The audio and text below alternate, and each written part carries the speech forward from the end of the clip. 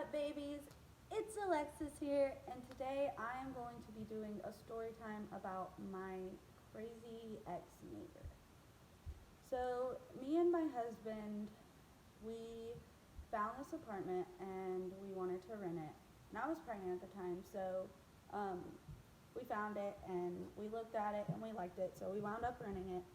Well, when we were moving in, this lady that lived across from us, like our door is here, her door is right here. So she lived across from us, and we were moving in, and she looked at me and she was like, "I'm the boss of this unit. I run this unit." And to me, it kind of felt like jail, and I was kind of terrified. And I was pregnant at the time, so yeah, I was scared.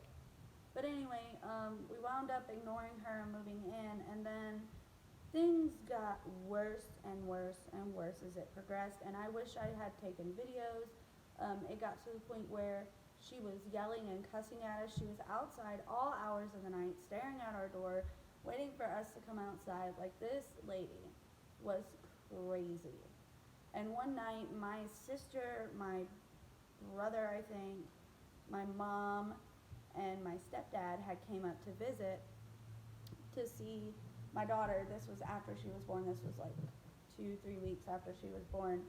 They came up to visit and see her, and this lady, my daughter was asleep inside, and my mom and my sister and my husband had stepped outside to go and do something. I don't remember what it was, but they stepped outside, and I heard this lady yelling at them, telling them they didn't live there, they needed to leave.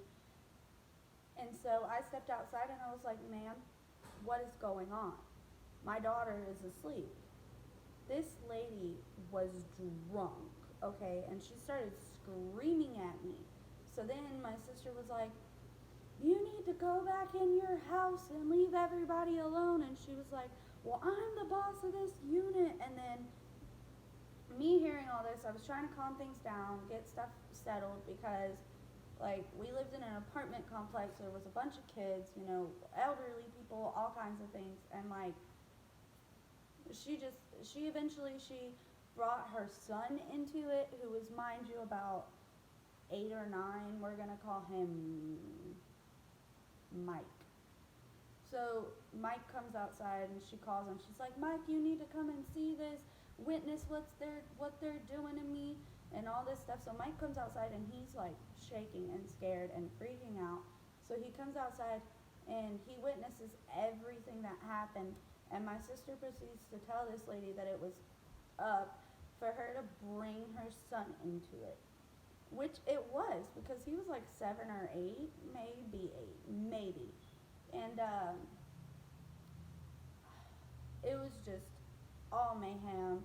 Eventually, we just moved out. We now live in our house, and when we left, we made good terms with this lady, just because we didn't want drama everywhere we went because of her. Because we always used to run into her. Like, if we were out eating at the Chinese restaurant, she always popped up. Like, we don't know how, we don't know what she was thinking, what she was doing, what she was capable of doing.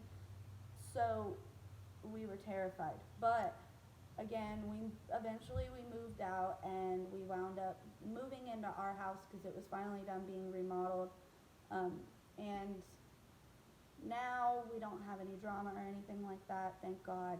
But it was just a crazy situation. If you guys want more on that story, just leave a comment down below.